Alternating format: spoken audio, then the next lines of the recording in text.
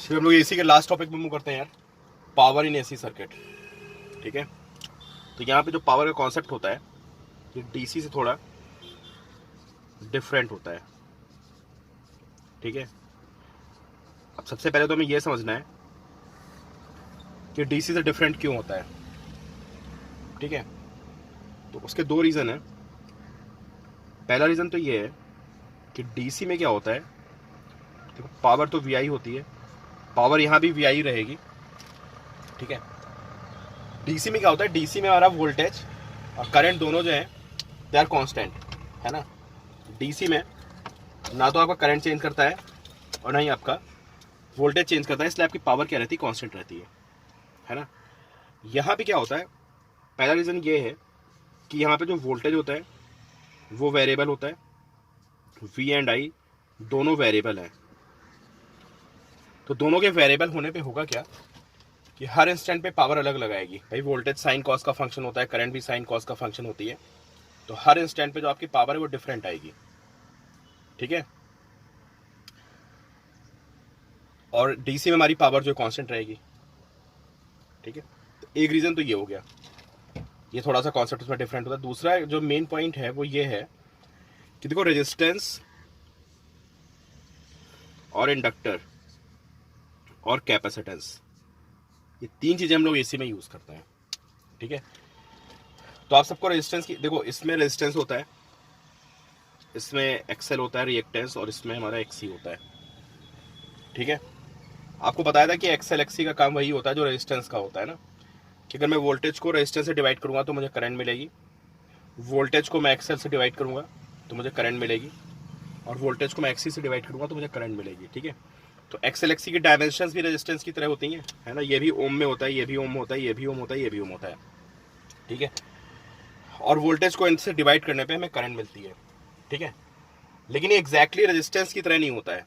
उसका मैंने आपको रीज़न बताया था, शायद किसी को याद भी हो, तो उसमें मैंने आपको बताया था कि कैपेसिटर क्या करता है कि कैपेसिटर में वोल्टेज तो आता है, अगर आप उसमें एसी करंट फ्लो कराएंगे तो उसमें वोल्टेज प्रोड्यूस होगा, इंडक्टर में भी वोल्टेज प्रोड्यूस होगा, लेकिन यार वहाँ पे हीट प्रोड्यूस होने की कोई मैकेनिज्म नहीं होती है ना।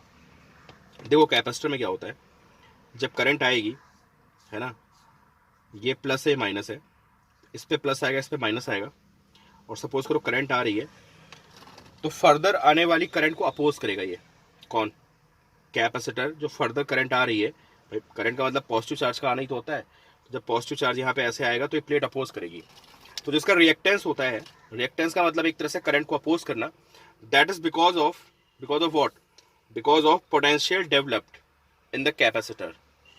कैपेसिटर में खुद एक पोटेंशियल आ जाएगा, और वो पोटेंशियल फर्दर आने वाले चार्ज को, ये मतलब ऐसे भी समझ सकते हो कि ये चार्ज जब ये प्लेट पॉजिटिव हो जाएगी, फर्दर इस पे पॉजिटिव आएगा, उसको अपोज मारेगा। ठीक है, ये रीजन हो गया। तो ऐसे काम करता है हमारा कैपेसिटेंस का जो रिएक्टेंस होता है, लेकिन यहाँ पे हीट प्रोड्यूस नहीं हुई कहीं पे, समझे, नो हीट प्रोड्यूस्ड। सिमिलरली अगर मैं इंडक्टर की बात करूँ तो इंडक्टर में भी, आइडियल इंडक्टर में आपको पता है सिर्फ इंडक्टेंस होता है, और जो उसका करंट फ्लो करती है तो इसमें प्लस माइनस चार्ज आ जाता है ना। जैसे करंट को आप फ्लो कराएंगे ऐसे, तो आपको पता है ये जो इसके अंदर ईएमएफ आता है वो फर्दर आने वाली करंट को अपोज करता है। तो जो इसका एक्सेल होता है, एक्सेल का मतलब एक तरह से करंट को अपोज करना, है ना। तो इंडक्टर करंट को कैसे अपोज करता है, इंडक्टर करंट को अपोज करता है अपने अंदर एक ईएमएफ को डेवलप करके फर्दर आने वाली करंट को नहीं आने देता है। तो ऐसे ही हमारे एक्सेल और एक्सी काम करते हैं। देखो यहाँ भी कहीं हीट की बात नहीं हुई, हीट कहीं प्रोड्यूस नहीं होती है। रेजिस्टेंस की वर्किंग आपको पता है, रेजिस्टेंस डिफरेंट कहानी होती है रेजिस्टेंस की, है ना। रेजिस्टेंस में आपको बताया जा चुका है कि रेजिस्टेंस में क्या होता है, कोलिजन होता है। ठीक है, उसमें ये सब चक्कर नहीं होता है कुछ, इन दोनों में तो ईएमएफ डेवलप हो गया, और वो ईएमएफ अपोज मारता है फर्दर आने वाले करंट को। कैपेसिटर में जो कैपेसिटर की प्लेट्स पे चार्ज आता है वो फर्दर चार्ज को नहीं आने देता है, और इंडक्टर में जो सेल्फ इंडक्टेंस की वजह से ईएमएफ आ गया वो फर्दर करंट को नहीं आने देता है। रेजिस्टेंस की कहानी डिफरेंट होती है। रेजिस्टेंस में क्या होता है, कोलिजन होता है, पता है, जब इलेक्ट्रॉन्स चलते हैं तो उनके कोलिजन होते हैं, और कोलिजन होने से हीट प्रोड्यूस होती है। ठीक है, तो इसको नोट कर लेना, आपको समझ में आना चाहिए कि एक्सएल एक्सी और आर में डिफरेंस क्या है। ठीक है, तो एक्सएल जो है बिकॉज ऑफ सेल्फ इंडक्टेंस है, कैपेसिटेंस भी है बिकॉज ऑफ क्या, बैक ईएमएफ कह सकते हैं उसको, जो कैपेसिटर के अंदर एक ईएमएफ डेवलप हुआ है, फर्दर आने वाली करंट को अपोज कर रहा है। रेजिस्टेंस की कहानी डिफरेंट है, जो रेजिस्टेंस में करंट होती है ना, मतलब रेजिस्टेंस करंट को बेसिकली कोलिजन की वजह से स्टॉप करता है और वहां पे हीट प्रोड्यूस होती है। तो हीट प्रोड्यूसिंग एलिमेंट जो है इसमें सिर्फ और सिर्फ रेजिस्टेंस है, कैपेसिटेंस और इंडक्टर नहीं है। ठीक है, ये आप नोट कर लेना। अब देखो भाई, सबसे पहले तो इसकी मैथमेटिकल एनालिसिस समझते हैं कि वोल्टेज हमारा कितना है। अब कोई भी सर्किट हो सकता है, लेट्स अज्यूम कि V is V not sign omega T, ठीक है, and I is I not sign omega T plus theta. ये करंट की वैल्यू हो गई, वोल्टेज करंट की वैल्यू आ गई। अगर मैं आपसे पूछूं व्हाट इज पावर, तो पावर क्या होती है? पावर इज VI, ठीक है, जब दोनों को मल्टीप्लाई करेंगे, दिस इज इंस्टेंटेनियस पावर, लिख लेना आप, दिस इज इंस्टेंटेनियस पावर। दोनों को मल्टीप्लाई करेंगे तो V not I not and sign omega T and sign omega T plus theta. ठीक है, ये हमारी आ गई इंस्टेंटेनियस पावर। ठीक है, इसको और सिंप्लीफाई करते हैं तो V नॉट I नॉट, ठीक है, sine omega T into this is, इसको ओपन करेंगे तो sign omega T cos theta plus cos omega T sine theta, ये वैल्यू आएगी। ठीक है, आप इसको फर्दर मल्टीप्लाई करेंगे तो V not I not sign square omega T cos theta plus इधर मल्टीप्लाई करेंगे आप sign omega T and cos omega T and sine theta, ये वैल्यू आएगी हमारी। This is instantaneous power. ठीक है, अब आपको पता है एसी में जो कहानी एक साइकिल में होती है वही कहानी आपकी हर साइकिल में रिपीट होती है।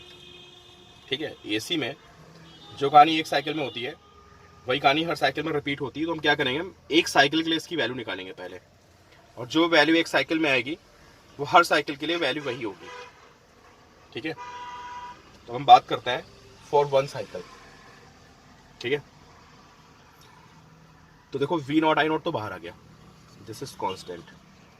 अंदर देखते हैं क्या क्या हमारे पास, sine square omega T cos theta. ठीक है, अब देखो साइन स्क्वायर ओमेगा टी, इसमें V not I not constant है, कॉस थीटा भी कांस्टेंट है ना। अब मुझे एवरेज वैल्यू निकालनी है। ठीक है, तो ऐसे आप बुक्स में देखेंगे ऐसे लिखा होगा, साइन का मतलब होता है एवरेज वैल्यू, लिखा होगा साइन स्क्वायर ओमेगा टी की जो average value that is half, average value of sine square omega t for one cycle. ऐसे करके वो सीधे यहाँ पे क्या करता है, साइन स्क्वायर ओमेगा टी के प्लेस पे हाफ पुट कर देता है। ठीक है, आप भी ये कर सकते हो अगर आपके बोर्ड में डेरिवेशन आती है तो। वैसे आप निकाल सकते हो how to find average value of sine square omega t for one cycle. अगर मैं साइन स्क्वायर ओमेगा टी को इंटीग्रेट मारूंगा 0 से t तक, ठीक है, अपॉन टाइम करूंगा तो मुझे एवरेज वैल्यू मिलेगी। ये एवरेज वैल्यू का कॉन्सेप्ट होता है। मैं आपको पहले बता चुका हूँ कि अगर आपको किसी की एवरेज वैल्यू निकालनी होती है तो उसको इंटीग्रेट मारना होता है, जो भी टाइम या डिस्टेंस है जिसके साथ भी निकालना है, फिर आपको उस टाइम या डिस्टेंस से डिवाइड करना होता है। अगर आप इसको इंटीग्रेट मार के सॉल्व करेंगे, आपको करना है, सारे मैथ्स के बच्चे तो जरूर करेंगे इसको, बायो वाले भी कर सकते हैं, दिस वैल्यू इज हाफ। ठीक है, फिर अगला टर्म देखते हैं क्या है, we have sine omega T cos omega T.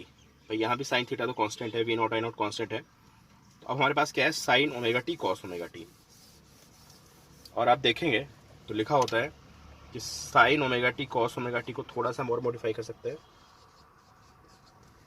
2 से मल्टीप्लाई 2 से डिवाइड करते हैं तो sign omega T by 2, this is sine omega T cos omega T. अगर आप इसकी एवरेज वैल्यू निकालेंगे, है ना, तो इसकी एवरेज वैल्यू होती है दैट इज 0, है ना। इसको भी आप वैसे ही कर सकते हो, क्या करोगे आप, sine 2 omega t d t 0 to t upon t करेंगे तो आपको 0 मिल जाएगा। एवरेज वैल्यू निकालने का कॉन्सेप्ट होता है। और वैसे आप इसको ग्राफ से भी समझ सकते हो, है ना, इसका जो ग्राफ होता है ना, इसका ग्राफ कैसे चलता है, पेन कहाँ गिर गया मेरा, इसका ग्राफ कैसे चलता है आपका, इसका तो ग्राफ निकालेंगे आप, है ना, तो उसमें क्या होगा, ये आएगा साइन स्क्वायर, इसका ग्राफ देखिए आप कैसा होता है, साइन टू ओमेगा टी का ग्राफ ऐसा होता है ना। और साइन के ग्राफ में जो वन साइकिल में वैल्यू होती है, पहली साइकिल में पॉजिटिव होती है, अगली साइकिल में नेगेटिव होती है, इसलिए साइन की value for one complete cycle is 0। ठीक है, साइन की जो वैल्यू होती है वो एक साइकिल में 0 होती है, ठीक है। तो उसको हम 0 पुट कर देंगे उसके प्लेस पे। किसके प्लेस पे? Sign omega T cos omega T place पे 0 पुट करेंगे। जब आप ऐसा पुट करेंगे तो आपको पता चलेगा कि जो रिजल्ट आएगा वो होगा V nought I nought by 2 and cos theta. समझ गए ना आप? अरे भाई मैंने साइन स्क्वायर ओमेगा टी के प्लेस पे मैंने हाफ पुट कर दिया है, ठीक है। और जो मेरा sign omega T cos omega T था उसको मैंने 0 पुट कर दिया, ये रिजल्ट आ गया, ठीक है। तो this is average power in one cycle, ठीक है। This is P average in one cycle which is V nought by I nought into cos phi. Phi आपको पता ही, फाइव को हम बोलते हैं phase difference, phi is called phase difference, ठीक है। तो ये हमारा रिजल्ट आ गया पावर का, V nought I nought into cos phi, ठीक है। Cos phi is called power factor. Cos phi को हम क्या बोलते हैं? This is called power factor, ठीक है। अब देखो भाई, आप सबको पता है कॉस फाइव पे थोड़ा डिस्कशन कर लेते हैं कि how to find cos phi, ठीक है। मान लो ये आपका कोई मान लेता सर्किट कौन सा है, चलो ये वी एल है, ये वी आर है, फॉर एग्जाम्पल मैंने इसको आर एल सर्किट मान लिया, ठीक है। तो अगर मैं आपसे पूछूं कि नेट वोल्टेज कितना आएगा, नेट वोल्टेज ये आएगा, ठीक है। And this angle is five. आप सबको पता होना चाहिए कि वी आर की जो लाइन होती है करंट की लाइन होती है, and this is voltage line, this angle is phi. तो आप कॉस फाइव निकालिए, यहां से कितना आएगा? अगर आप कॉस फाइव निकालेंगे, base upon hypotenuse which is V, V R को हम लिख सकते हैं आई आर, ये आर एम एस है, ठीक है, आर एम एस है ये, और ये आई भी आर एम एस है यहाँ पे, तो I R M S into R upon इसको लिख सकते हैं आप आई इंटू जेड। जो नेट वोल्टेज होता है तो आई इंटू जेड होता है ना, तो यहाँ से आपको पता चलेगा कि cos phi R by Z, cos phi power factor which is R by Z. आप कोई भी सर्किट ले लें, सब में आर बाई जेड ही आएगी उसकी वैल्यू, ठीक है। तो कभी कभी हम लोग इसका इम्पिडेंस ट्रायंगल भी बना देते हैं, है ना। आपको पता है जो आपके रेजिस्टेंस होते हैं और जो रिएक्टेंस होते हैं, है ना, ये सब भी आपके वेक्टोरली ऐड होते हैं, ठीक है।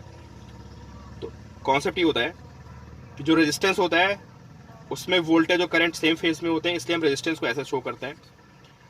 जो इंडक्टर में वोल्टेज होता है वो करंट की लाइन को 90 से लीड करता है, ठीक है। तो इसको हम यहाँ पे शो करते हैं, दिस इज एक्सएल। जिसका रिएक्टेंस होता है वो इससे 90 डिग्री पे हो गया, मतलब वोल्टेज 90 पे होता है ना, करंट से वोल्टेज 90 पे होता है, और यहाँ पे हमारा एक्सी होता है। ये कॉन्सेप्ट होता है कि एक्सएल को ऊपर दिखाते हैं, एक्सी को यहाँ दिखाते हैं, आर को यहाँ दिखाते हैं, ठीक है। तो मान लेते हैं कि हमारे पास आरएल सर्किट है ना। तो आरएल में देखो, अब अगर आप कॉस फाइव निकालोगे कैसे निकलेगा आरएल में, आरएल सर्किट में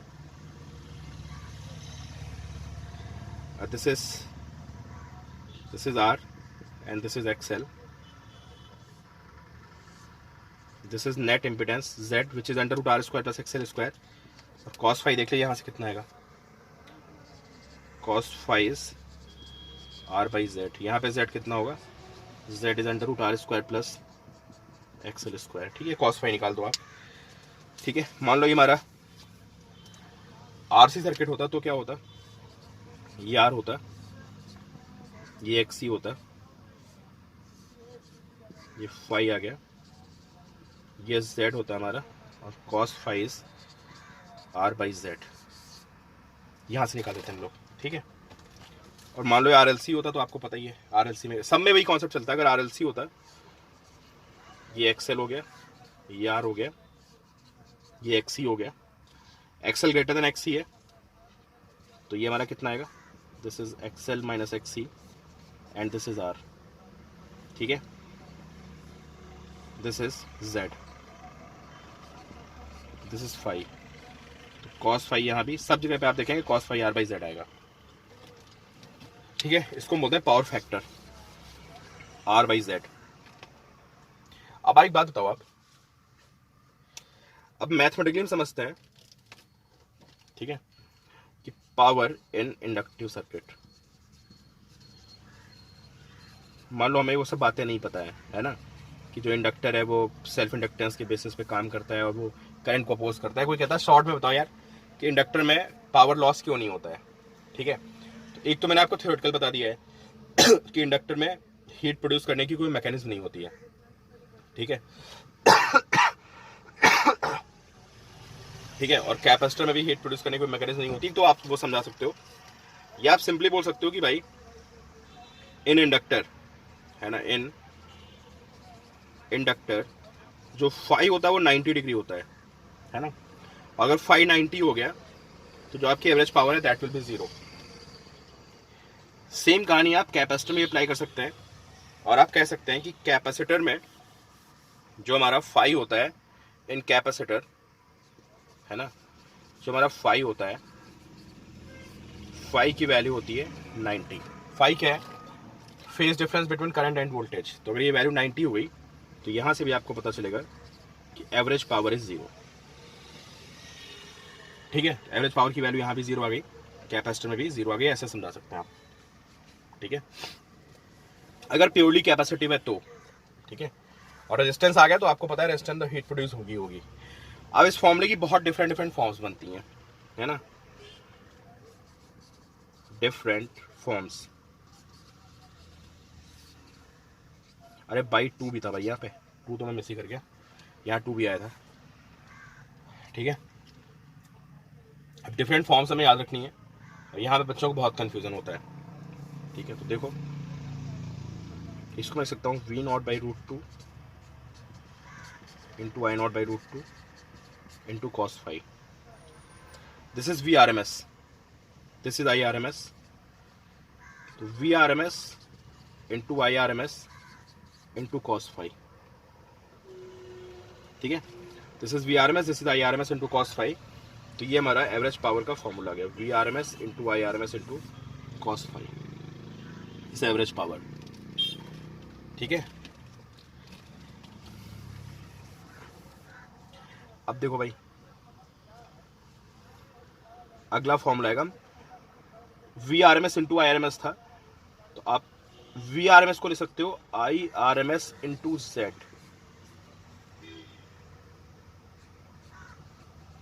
into IRMS into cos phi। तो एक फॉर्मूला हमारा और आ गया, जैसे वहां पे I² होता था वैसे यहाँ पे आ गया IRMS² into Z into cos phi, ये दूसरा फॉर्मूला आ गया। ठीक है, सेकंड फॉर्मूला हो गया हमारा। एक था VRMS IRMS cos phi। ठीक है, फिर हम क्या कर सकते हैं, VRMS IRMS cos phi में VRMS को तो रहने देते हैं, IRMS को लिख सकते हैं VRMS upon Z into cos phi। तो देखिए यहाँ से क्या आएगा, यहाँ से आएगा VRMS² upon Z into cos phi, this is power. ठीक है, ये थर्ड फॉर्मूला आ गया। यार वैसे आ गया ना जैसे I² होता था, आप वहां पे 3 फॉर्मूले होते थे, देखिए VI होता था, I² होता था, V²R होता था, यहां भी वही 3 फॉर्मूले आ गए, VI I² और V²R इंटू cos phi सब में आ रहा है, और जो जो काम वहां पे R का होता था यहाँ पे Z का हो गया। ठीक है, तो ये हमारे पावर के तीनों फॉर्मूले आ गए। अब इसमें अगर मैं cos phi की वैल्यू पुट कर दूं, ठीक है, तो देखो अगर मैं cos phi की वैल्यू पुट करता हूं तो देखते हैं क्या फॉर्मूला था,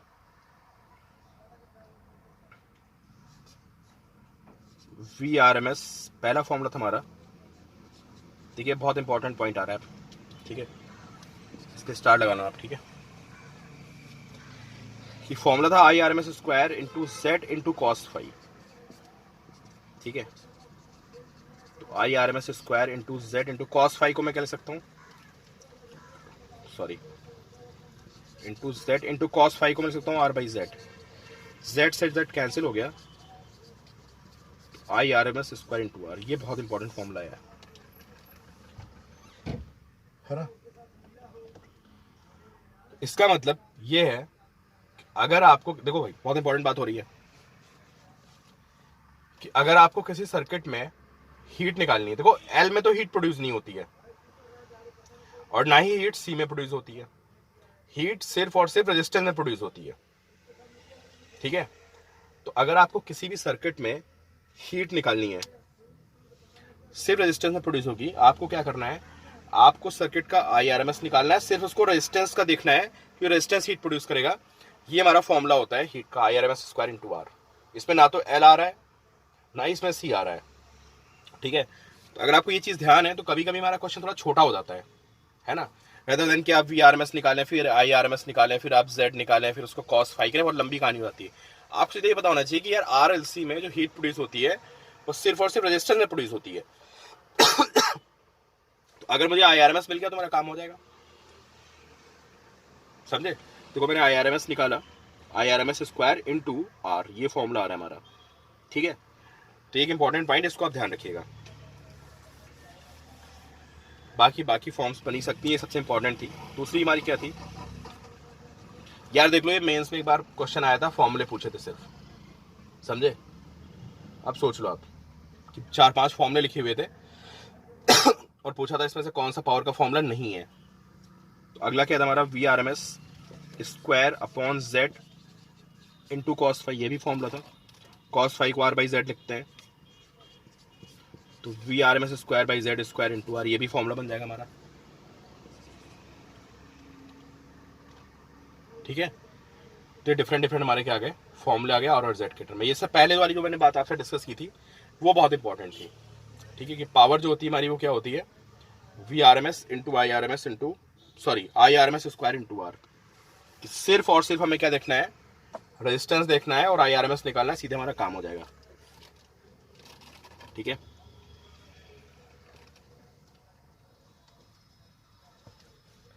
अब इसमें एक चीज और समझते हैं, इसमें एक कॉन्सेप्ट होता है वॉटलेस करंट का, ठीक है। तो अब आपको पता है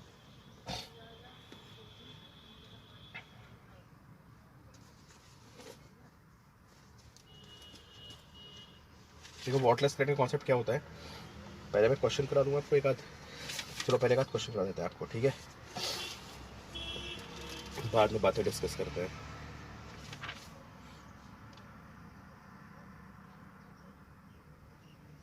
चलिए LCR सर्किट है, ठीक है। एक क्वेश्चन आपको करना है, आपके पास एक LCR सर्किट है, ठीक है, और LCR सर्किट में रेजिस्टेंस आपको गिवन है 150 ओम, इंडक्टेंस आपको गिवन है 0.75 हेनरी, और कैपेसिटेंस आपको दिया है, भाई अपने आप सॉल्व करेंगे आप, ठीक है, अरे यार 0.0180 माइक्रोफैरेड, ठीक है। वोल्टेज एम्पलीट्यूड गिवन में, ठीक है, देखो ध्यान रखना वोल्टेज का एम्पलीट्यूड गिवन है which is how much 150 volt, ठीक है। और फ्रीक्वेंसी के बारे में बहुत कहानी दे रखी है इसने, अच्छा भाई फ्रीक्वेंसी इसने बता रखी है रेजोनेंट फ्रीक्वेंसी के बराबर है। Frequency of the circuit is equal to resonance frequency, ठीक है। पावर बतानी है आपको, ठीक है, पावर फैक्टर एंड पावर दोनों बातें बतानी है। Find power factor and average power. चलो भाई वीडियो पॉज करो और आंसर निकालो, ठीक है। मैं आपको बताता हूं कि पावर फैक्टर होता है R/Z,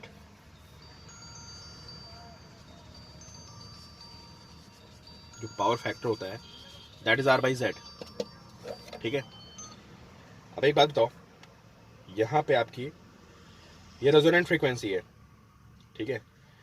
रेजोनेंट फ्रीक्वेंसी पे Z की वैल्यू कितनी होती है, देखो आपको पता होना चाहिए। रेजोनेंट फ्रीक्वेंसी पे आप सबको मैं बता चुका हूँ, जो इम्पिडेंस होता है वो R के बराबर होता है, रेजोनेंस की मेन कंडीशन होती है। जिनको नहीं पता वो देख लें कि R square plus XL minus XC का होल स्क्वायर, और रेजोनेंस के टाइम पे XL XC बराबर होते हैं, तो जो आपका Z होता है वो R के बराबर हो जाता है। जब Z R के बराबर होता है तो पावर फैक्टर cos फाई की वैल्यू 1 आ जाती है, ठीक है। cos phi is equal to 1, power factor is 1, ठीक है।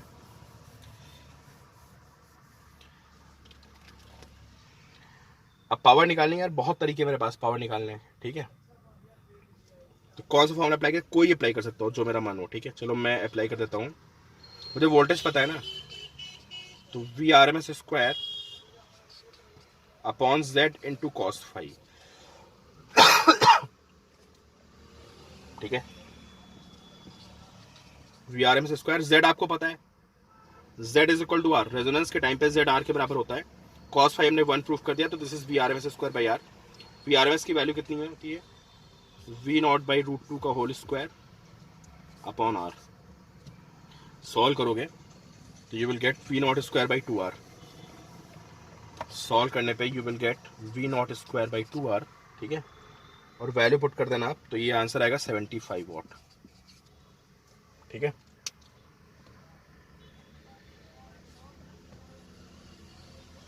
ठीक है, 2 क्वेश्चन और बेसिक से देखते हैं, फिर आगे बढ़ते हैं बाबा ना।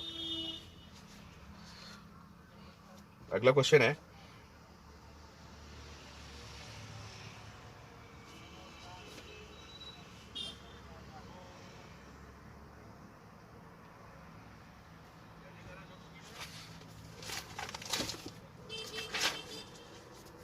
सेवन 50 हर्ट्स, एक सेकेंड क्वेश्चन में रीड करने दो।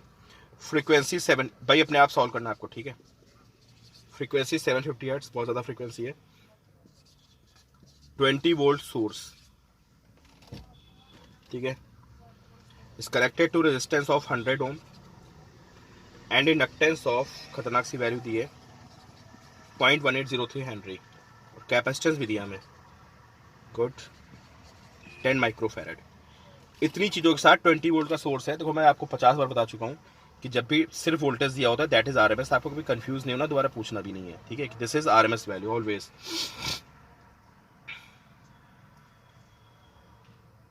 ठीक है। एक रेजिस्टेंस है,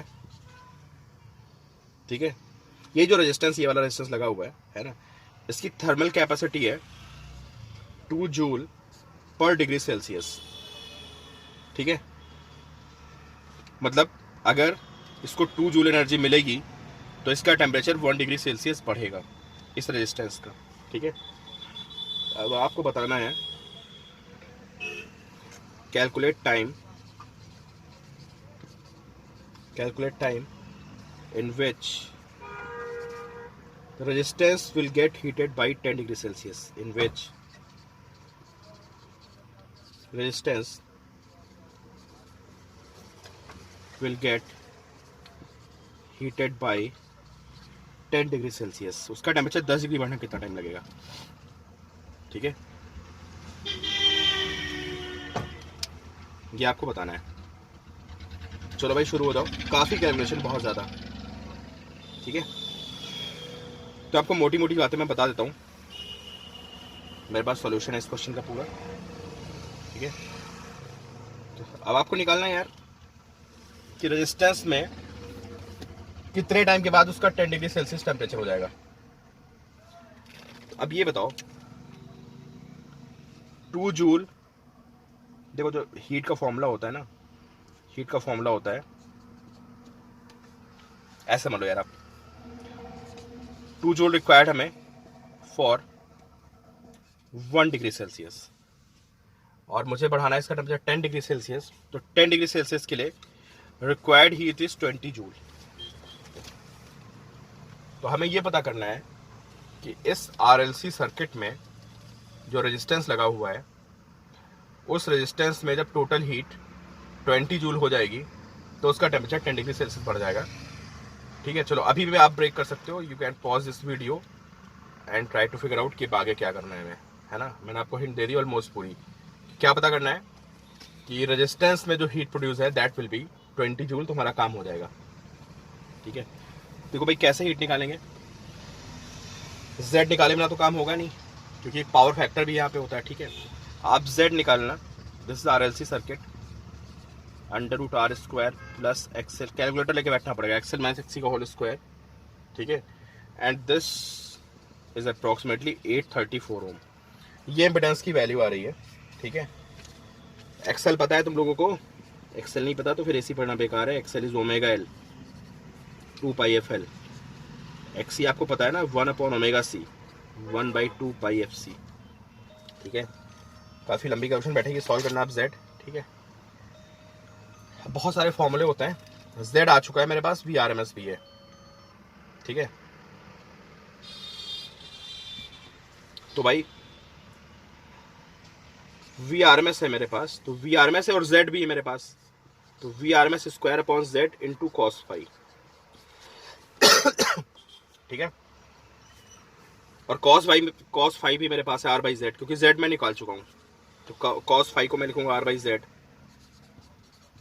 ठीक है, तो क्या आ जाएगा ये, V R M S square upon Z square into R. आपको देखना है कौन सा फॉर्मूला बेटर आपके लिए सूट कर रहा है। V R M S square upon Z square into R.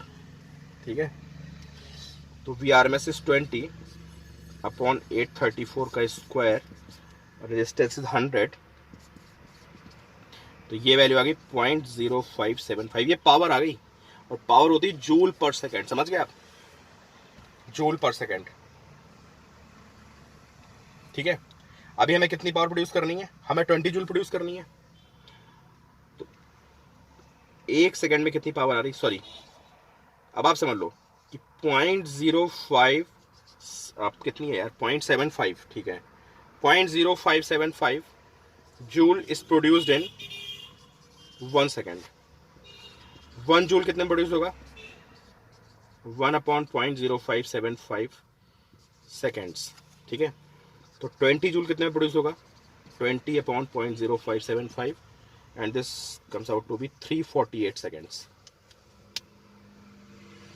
ठीक है, समझ गए, 348 सेकेंड आ गया।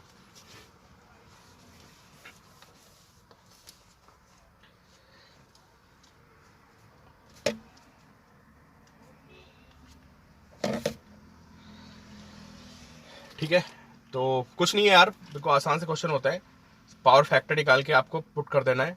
ठीक है, वीडियो 2-3 बार देख लो, आपको क्लैरिटी आ जाएगी।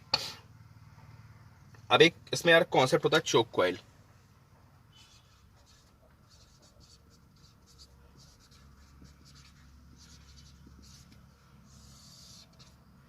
बड़ा बड़ा अलग से लिखना, प्रॉपर हेडिंग डाल के, कॉन्सेप्ट ऑफ चोक कॉइल की, चोक कॉइल में क्या होता है। ठीक है, चोक कॉइल को हम ट्यूबलाइट्स में यूज करते हैं। आपने आपके घर में अगर ट्यूबलाइट लगी होगी, है ना, तो आपने देखा होगा ट्यूबलाइट का जो वो होता है, वो स्टैंड ऐसे उसका होता है एल्यूमिनियम का, और यहाँ पे बड़ी सी कॉइल लगी होती है ऐसे रेक्टेंगुलर टाइप का, ऐसे देखा होगा आपने बड़ा सा। बाहर से कॉइल नहीं दिखेगी आपको, बॉक्स दिखेगा आपको एक। ठीक है, एक बड़ा सा बॉक्स दिखता है ऐसे, और यहाँ पे चोक कॉइल लगी होती है। ठीक है, तो चोक कॉइल का काम होता है करंट को डिक्रीज करना। ठीक है, जो चोक कॉइल होती है इज यूज्ड, मेरा जवाब दे रहा है लेकिन यार मुझे 10 मिनट और रिकॉर्ड करना है तो मैं नहीं डालता हूँ, is used to reduce current. ठीक है, अब सपोज करिए कोई सर्किट है, ठीक है, और उस सर्किट में मुझे करंट को रिड्यूस करना है। ठीक, तो करंट को रिड्यूस करने के लिए मैं 2 काम कर सकता हूं। ठीक है, सपोज करो ये आर है, रेजिस्टेंस है कहीं पे। ठीक है, और ये एसी सोर्स से लगा हुआ है। ठीक है, और किसी ने बोला कि ऐसा यहाँ पे करंट रिड्यूस करो। ठीक है, तो करंट को रिड्यूस करने पे होगा क्या, कि करंट को रिड्यूस करने के लिए एक तो आप काम कर सकते हो कि इसके साथ एक रेजिस्टेंस कनेक्ट कर दो, इसके साथ एक रेजिस्टेंस कनेक्ट कर दिया। ठीक है, तो रेजिस्टेंस के कनेक्ट करने से क्या होगा, रेजिस्टेंस के कनेक्ट करने से करंट कम हो जाएगी। ठीक है, दूसरा काम क्या हो सकता है कि इस सर्किट के साथ आप एक इंडक्टर लगा दो। इंडक्टर लगाने से भी क्या होगा, इंडक्टर लगाने से भी इंपेडेंस बढ़ता है ना। अरे रेजिस्टेंस लगा लो, इंडक्टर लगा लो, इंपेडेंस तो अभी बढ़ेगा ना, और इंपेडेंस बढ़ेगा तो करंट क्या होगी, करंट कम होगी। ठीक है, अगर आपका इंपेडेंस मतलब एक्सेल लगाओगे आर के साथ में, तो इंपेडेंस बढ़ जाएगा ना यार, under root R square plus XL square हो जाएगा ना। इम्पिडेंस बढ़ गया तो करंट कम हो जाएगी, ठीक है। फायदा ये होता है कि जब आप इसको लगाते हो ना, किसको, इसको चोक कॉइल को लगाते हो साथ में, तो यहाँ पे जो पावर लॉस होता है वो बहुत कम होता है, ठीक है। समझो क्यों।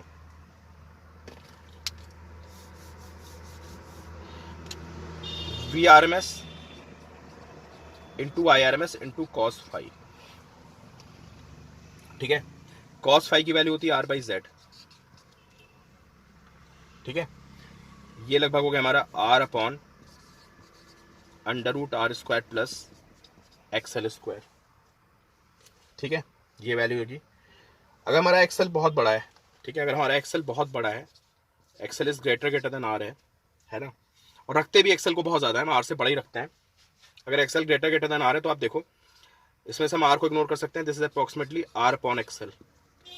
अरे एक्सेल बहुत बड़ा है ना R से यार, तो इसको इग्नोर मार दो, R/XL, and this value is approximately 0, ठीक है। क्या पता चला कि power absorb by the coil is very very small because of large impedance, ठीक है। आप समझ गए आपकी, अगर आपको एक कॉइल यूज करते हो तो कॉइल को यूज करने में जो पावर लॉस होगा वो कम होगा, ठीक है। तो इसलिए जहां भी हमें करंट रिड्यूस करनी होती है तो रेजिस्टेंस को ना यूज करके हम लोग क्या यूज करते हैं, रेजिस्टेंस को ना यूज करके चोक कॉइल को यूज करते हैं।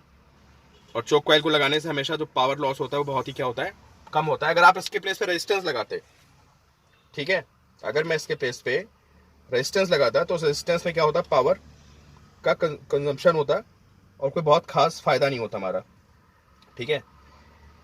तो अब आप याद रखना कि एसी सर्किट में जब भी हमें करंट कंट्रोल करनी होगी कहीं भी, तो हम करंट को कंट्रोल करने के लिए हमें इम्पिडेंस को बढ़ाना पड़ता है, हमें इम्पिडेंस को बढ़ाना पड़ता है। उस इम्पिडेंस को बढ़ाने में हम रेजिस्टेंस को भी यूज कर सकते हैं, और उस इम्पिडेंस को बढ़ाने में हम एक्सेल को भी यूज कर सकते हैं। एक्सेल अगर मैं यूज करूंगा तो आप देख रहे हो कि एक्सेल को यूज करने पे जो पावर का कंजम्पशन है वो कम होगा, ठीक है। और रेजिस्टेंस को यूज करने पे पावर के कंजम्पशन पे कोई बहुत खास फर्क नहीं पड़ेगा। इसलिए हमेशा करंट को रिड्यूस करने के लिए चोक कॉइल को हम यूज करते हैं एसी सर्किट में, ठीक है। इसको आप नोट करिए, ठीक है। तो ये हमारा पावर कॉन्सेप्ट हो गया। नेक्स्ट लिखिए आप वॉटलेस करंट, देखते हैं वॉटलेस करंट क्या होती है, ठीक है। Next we have wattless current. देखो भाई,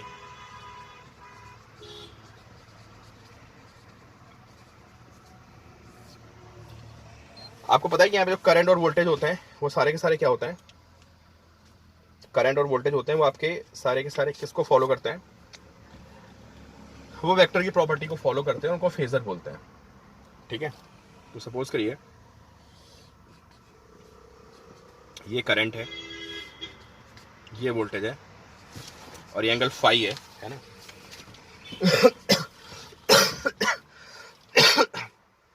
तो जो हमारी पावर होती है VI cos फाई, या हम इसको लिख सकते हैं पावर को V.I भी लिख सकते हैं, dot product of voltage and current. भाई डॉट प्रोडक्ट के फॉर्मूले में भी कॉस थीटा तो आता है, जो हमारा डॉट प्रोडक्ट का फॉर्मूला होता है वहां पे भी कॉस थीटा आता है, इसलिए हमने पावर को क्या लिख सकते हैं V.I, ठीक है। तो इस तरह से देखा जाए तो करंट के दो कंपोनेंट होंगे, है ना, करंट के दो कंपोनेंट होंगे। एक कंपोनेंट ये आएगा, this is I cos theta,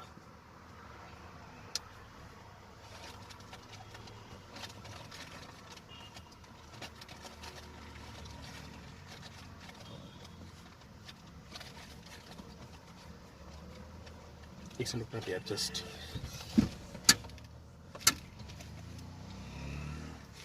ठीक है। This component is I cos theta, और एक कंपोनेंट और आएगा करंट का, ये वाला component, this will be I sin theta, ठीक है।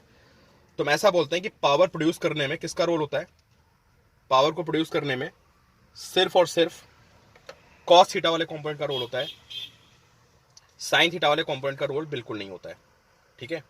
तो जो हमारा sin थीटा कंपोनेंट होता है इसको हम क्या बोलते हैं, इसको हम बोलते हैं wattless component of the current, ठीक है। तो अगर आपसे कोई पूछता है what is wattless component of the current, जब आप डायग्राम बनाओगे फिर फॉर्मूला लिख के दिखाओगे, फिर आप लिखोगे कि only I cos theta is responsible for production of heat, है ना, या फॉर पावर लॉस।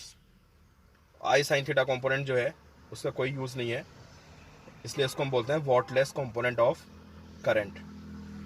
ठीक है, तो ये आप ध्यान रखिएगा वॉटलेस कंपोनेंट ऑफ करंट को, ये बोर्ड में बहुत ज़्यादा पूछा जाता है।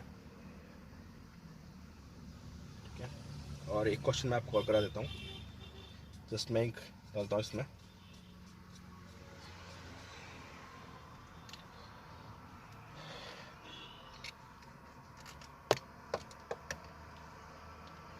एक क्वेश्चन और करिए आप, फिर क्लास को ओवर करते हैं।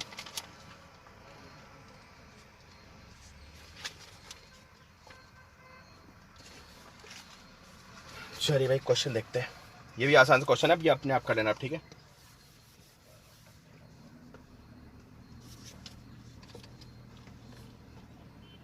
देखिए एसी सर्किट है। ठीक है, एसी सर्किट में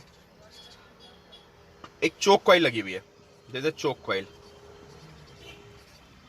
ठीक है, और चोक कॉइल का रेजिस्टेंस हमको गिवन है 220 ओम, और इंडक्टेंस भी गिवन है 0.7 हेनरी।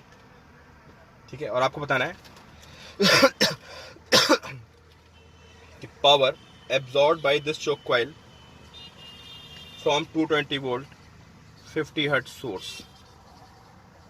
बिल्कुल फॉर्मूला बेस्ड क्वेश्चन, आसान था। ठीक है, what is power absorb by this choke coil from a source of 220 volt and 50 hertz. ठीक है, if they are connect, choke अलग है यार, चोक कॉइल का इंडक्टेंस अलग है, रेजिस्टेंस अलग है। ठीक है दोनों अलग अलग है, they are different, they are different. ठीक है, हालांकि चोक कॉइल का अपना रेजिस्टेंस होता है क्योंकि हमें उसको वायर का बनाते हैं, बट अभी यहाँ पे चोक कॉइल जो है उसका रेजिस्टेंस, उसमें रेजिस्टेंस नहीं है, रेजिस्टेंस अलग से लगा है, कॉइल अलग से लगी है। तो this is R and this is L and this is voltage source. ठीक है, निकालिए भाई, मैं आपको आंसर बता रहा हूँ, चलो आप सॉल्व करो वीडियो पॉज करके। तो आपको पता है बिना इम्पिडेंस कोई काम होता नहीं यहाँ पे, तो सबसे पहले इम्पिडेंस निकालेंगे, √R² + XL²। ठीक है, इम्पिडेंस की वैल्यू आएगी, आर आपको पता ही है, R 220 है, R इज 220, यहाँ पे वैल्यू पुट करेंगे आप, एक्सएल निकालेंगे आप ω_L which is 2πfL। XL की वैल्यू पता नहीं कितनी आ रही है, बट मेरे पास सॉल्यूशन है तो मैं आपको बता रहा हूँ, Z is 311 ohm, this is Z।